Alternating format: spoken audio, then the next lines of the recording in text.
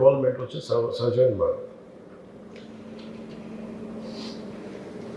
Welfare is essential, but welfare అంటే if you are not adequate enough with your financial resources, you can't do welfare. అంటే నేను రైతులకి ఇన్ని కోట్ల డబ్బులు ఇవ్వగలిగాను, లేదంటే మన వరదలు వచ్చినప్పుడు ఇన్ని కోట్లు ఒక 5 కోట్లు అనౌన్స్ చేయగలిగాను. Imagine if I don't have the financial strength through cinema, I cannot do that. That's a welfare part. Very simple experience చెప్తాను. స్టేట్ కూడా సపరేట్ కాదు కదా, ఇట్స్ నాట్ ఒక faceless mechanism, it's fill with individuals. So development is very key aspect in this.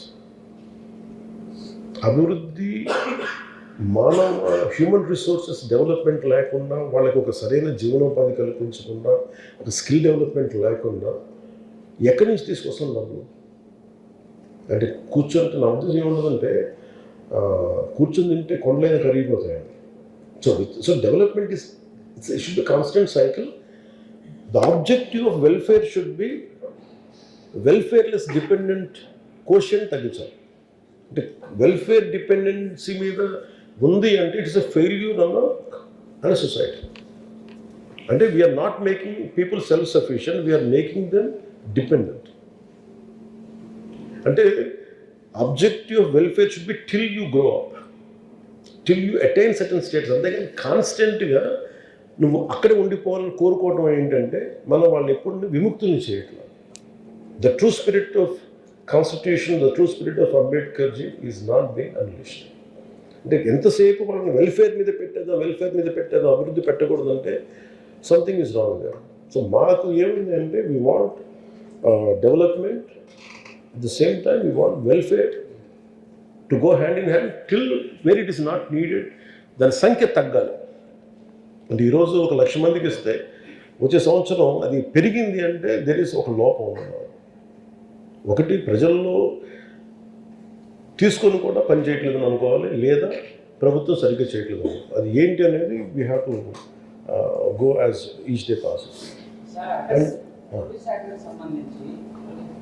ఎట్లా PDS రైస్లో ఎంత అక్రమాలు జరుగుతున్నాయో అటవీ శాఖకు సంబంధించినటువంటి అంశంలో చాలా అక్రమాలు ఉన్నాయి. ఏంటున్నాయి? మీరు మాచర్లలో మహారాష్ట్ర అధికారులపై దాడి చేశారు. ఎందుకంటే అక్కడ ఉన్నటువంటి అటవీ శాఖ జంతువుల్ని తరలించేటటువంటి ప్రయత్నం అలా అనేక ప్రాంతాల్లో జరుగుతున్నాయి. అటవీ శాఖ అధికారులు చాలా నిర్లక్ష్యంగా ఉన్నారని కూడా కొన్ని ప్రాంతాల్లో తెలుస్తుంది. వాటికి సంబంధించి మీరు ఎలాంటి చర్యలు తీసుకోబోతున్నారు? అనేది చాలా important. No, basically safeguarding Aatavi Sampada. Okay, let me come back.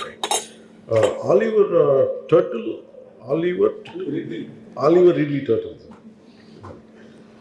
ఒకసారి భాష మాట్లాడి మర్చిపోవాలి. ఆలివర్ రిడ్లీ టర్టిల్స్ నాకు నిజంగా చాలా, అంటే ఇది నాకు తెలియలేదు. నేను మన ఏజెన్సీ ప్రాంతానికి వెళ్ళినప్పుడు స్టేషన్ వైజాగ్లో ఉన్నాను. వైజాగ్లో వెళ్తే ఈవెన్ నాతో పాటు నా భార్య, నా కొడుకుని తీసుకెళ్ళాను. నా సెకండ్స్ తీసుకెళ్తే నేను రాగానే చెప్పారు, ఒక తాబేలు చచ్చిపోయింది, ఆలివర్ టర్టిల్ చచ్చిపోయింది అని చెప్తాను. ఫోటో చూపించారు. ఐ థింక్ ఇది ఇక్కడికి ఎందుకు వచ్చింది, మేబీ తను చెప్పింది నాకు ఫస్ట్. ఇది సీజన్, బ్రీడింగ్ సీజన్ ఎందుకు వచ్చింది అంటే రీజన్ ఆఫ్ డెత్ తెలియలేదు నాకు. సో నేను ఈ పనిలో ఉండిపోయి నాకు అది ఉండిపోయింది లోపల. సో ద మూమెంట్ ఇది నాకు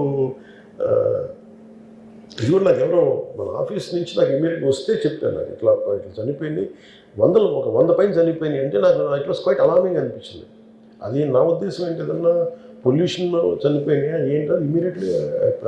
ఇది ఎప్పుడు మొదలుగా మనం ఇక్కడ ఆ రోజు మనం కడపలో ఉండగా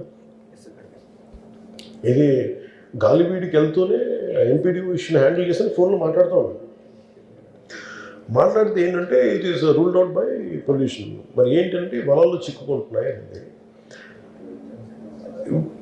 ఇది ఒక అవేర్నెస్ వర్క్షాప్ ఖచ్చితంగా పెట్టాలి. అండ్ వాళ్ళందరూ సముద్రాన్ని నమ్ముకున్న వాళ్ళు కాబట్టి బ్రీడింగ్ సీజన్ తాలూకు ఇంపార్టెన్స్ తెలుసు. And we should make them stake holders. అది నేనేం చెప్పానంటే దాని మీద మన ఇమ్మీడియట్గా ఎన్వైరన్మెంట్, ఫారెస్ట్ అండ్ ఎన్వైరన్మెంట్